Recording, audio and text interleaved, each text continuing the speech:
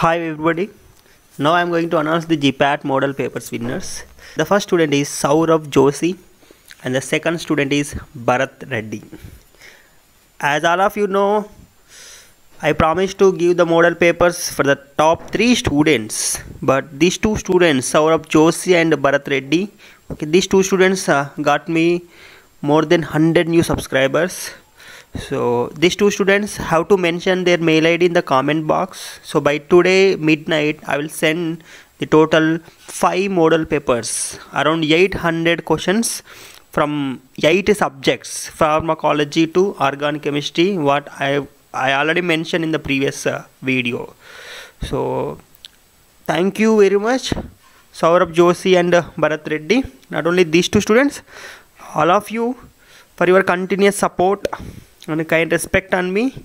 So please make other more subscriber for our channel.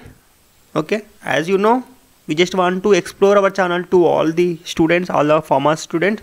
So in future I'll be upload many of videos, not only for GPAT, for your pharma competitive exams and jobs relevant competitive exams like drug inspector, pharma. Thank you for your continuous support and kind respect on me. Thank you very much.